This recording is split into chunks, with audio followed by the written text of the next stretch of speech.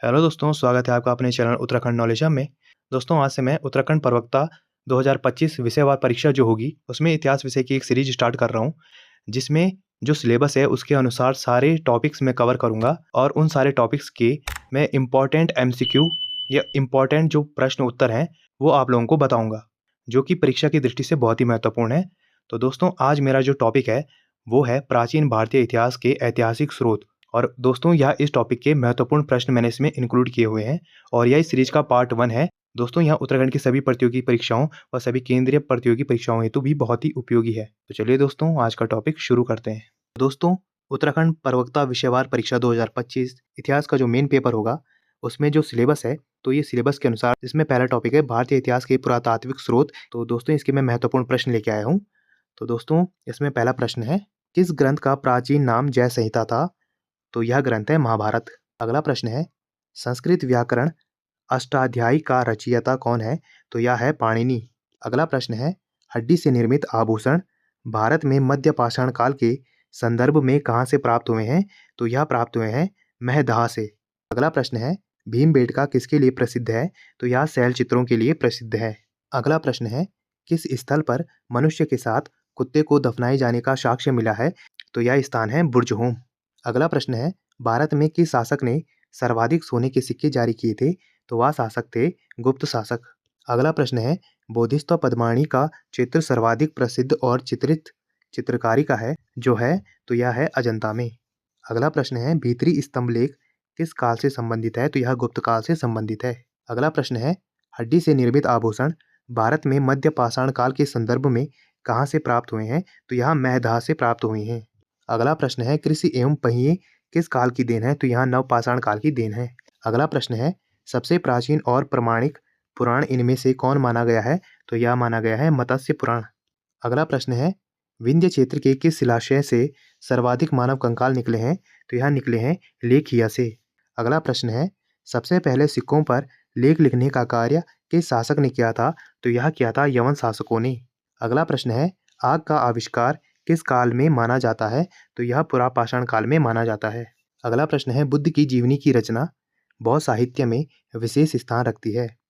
यहाँ उल्लेखित निम्न में से कौन एक बुद्ध की पूर्ण जीवनी है? तो दोस्तों, जो बुद्ध की पूर्ण जीवनी है वो है ललित विस्तार। अगला प्रश्न है, इनमें से गलत जोड़ी की पहचान करें। तो दोस्तों, इसमें ए है ब्राह्मी लिपि। ये अशोक के अधिकतर शिलालेख ब्राह्मी लिपि में लिखी गई है। यह लिपि बाएं से दाएं लिखी जाती है, ये सही है। अगला है खरोष्ठी लिपि। यह लिपि दाएं से बाएं लिखी जाती है, ये भी सही है। और दोस्तों, जो इसमें गलत है वो है सी, आहत सिक्के मुगल काल में जारी सिक्के का नाम। ये गलत है दोस्तों। आहत सिक्के प्राचीन सिक्के हैं। और दोस्तों, आहत सिक्कों की खास बात ये होती थी कि इन पे केवल चित्र बने होते थे, इन पे कुछ भी लिखा नहीं जाता था। और डी था दोस्तों मेहरौली स्तंभलेख। यह चंद्रगुप्त द्वितीय से संबंधित था, ये भी सही है। अगला प्रश्न है, हाथी गुम्फा अभिलेख इनमें से किससे संबंधित है? तो दोस्तों, हाथी गुम्फा अभिलेख जो है वो खारवेल के शासन की क्रमबद्ध विवरण से संबंधित है। अगला प्रश्न है, विंध्य क्षेत्र के किस शिलाशय से सर्वाधिक मानव कंकाल निकले हैं? तो यह निकले हैं लेखिया से। अगला प्रश्न है, सबसे पहले सिक्कों पर लेख लिखने का कार्य किस शासक ने किया था? तो वो थे यवन शासक। अगला प्रश्न है, चीनी यात्री वेनसांग किसके शासनकाल में भारत आया था? तो यह हर्षवर्धन के शासनकाल में भारत आया था। अगला प्रश्न है, किस ग्रंथ से मौर्य काल के बारे में जानकारी मिलती है? तो यह मिलती है अर्थशास्त्र से। अगला प्रश्न है, भारत का राष्ट्रीय आदर्श वाक्य सत्यमेव जयते कहाँ से लिया गया है? तो यहाँ मुंडकोपनिषद से लिया गया है। अगला प्रश्न है, प्राचीन पुस्तक इंडिका की रचना किसने की है? तो यह की है मेगस्थनीज ने। अगला प्रश्न है, किसको चालकोलिथक युग भी कहा जाता है? तो ताम्रपाषाण युग को चालकोलिथक युग भी कहते हैं। अगला प्रश्न है, किस ग्रंथ से मौर्य काल के बारे में जानकारी नहीं मिलती है? तो यह है मृच्छकटिकम। अगला प्रश्न है, भारत में तांबे के प्रयोग के प्रथम प्रमाण कहाँ से प्राप्त हुए हैं?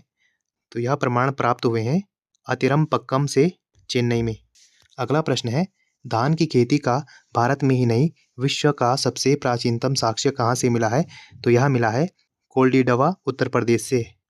अगला प्रश्न है, दक्षिण भारत में तंजौर का राजराजेश्वर मंदिर किस शैली का उत्कृष्ट नमूना है? तो यह द्रविड़ शैली का उत्कृष्ट नमूना है। अगला प्रश्न है, इनमें से गलत जोड़े को छांटे। तो इनमें से जो गलत जोड़ा है वो है कल्हण। कल्हण की रामचरित नहीं है। बाकी जो प्लिनी है, प्लिनी की नेचुरल हिस्ट्री है, ये भी सही है। टॉलेमी की ज्योग्राफी है, ये भी सही है। मेगास्थनीज की इंडिका है, ये भी सही है। अगला प्रश्न है, प्राचीन भारत के इतिहास के अध्ययन के लिए सबसे प्रामाणिक स्रोत कौन से हैं? तो वो है अंश स्रोत। अगला प्रश्न है, लंबावत कॉम्प्लेक्स से क्या होता है? तो इससे संस्कृति के काल का मापन होता है। अगला प्रश्न है, स्मारक स्टूडियो से क्या संपर्क किया गया है? सभ्यता संस्कृति का संपूर्ण स्वरूप। अगला प्रश्न है, भारतीय पुरातत्व सर्वेक्षण विभाग की स्थापना कब हुई? तो यह 1861 ईस्वी में हुई। अगला प्रश्न है, भारतीय पुरातत्व का जन्मदाता किसे कहा जाता है? तो यह कहा जाता है अलेक्जेंडर कनिंघम को। अगला प्रश्न है, भारतीय पुरातत्व सर्वेक्षण विभाग का पुनर्निर्धारण किया गया? तो यह अलेक्जेंडर कनिंघम के द्वारा किया गया। अगला प्रश्न है, प्राचीन लिपियों का अध्ययन किसे कहते हैं? तो प्राचीन लिपियों के अध्ययन को पैलियोग्राफी कहते हैं। अगला प्रश्न है, अभिलेख के अध्ययन को कहते हैं? तो अभिलेख के अध्ययन को पुरालेख शास्त्र या एपिग्राफी कहते हैं। अगला प्रश्न है, भारत के संदर्भ में सबसे प्राचीन अभिलेख कहाँ से प्राप्त हुए हैं? तो यह प्राप्त हुए हैं मध्य एशिया के बोगाज कोई से। अगला प्रश्न है, भारत का सर्वप्रथम उल्लेख किस अभिलेख में मिलता है? तो यह हाथी गुम्फा अभिलेख में मिलता है। अगला प्रश्न है, प्रयाग प्रशस्ति स्तंभ लेख संबंधित है? तो यह समुद्रगुप्त से संबंधित है। अगला प्रश्न है, टॉलमी की पुस्तक है? तो उसकी पुस्तक है जियोग्राफी। अगला प्रश्न है, किताब उल हिंद रचना है? तो यह अलबरूनी की रचना है। अगला प्रश्न है, फो क्यों की किसकी रचना है? तो यह फाहियान की रचना है। अगला प्रश्न है, सीयू की रचना है? तो यह वेनसांग की रचना है। अगला प्रश्न है, महरौली स्तंभ लेख संबंधित है? तो यह चंद्रगुप्त द्वितीय से संबंधित है। अगला प्रश्न है, जैन साहित्य को कहा जाता है? तो इसे आगम कहा जाता है। अगला प्रश्न है, हिस्टोरिका की रचना की? तो यह हेरोडोट्स ने की। अगला प्रश्न है, सिकंदर के जहाजी बेड़े का एडमिरल था? तो यह था नियाकर्स। अगला प्रश्न है, राजतरंगिणी रचना है? तो यह रचना है कल्हण की। अगला प्रश्न है, पुष्यमित्र शुंग के पुरोहित थे? तो उनके पुरोहित थे पतंजलि।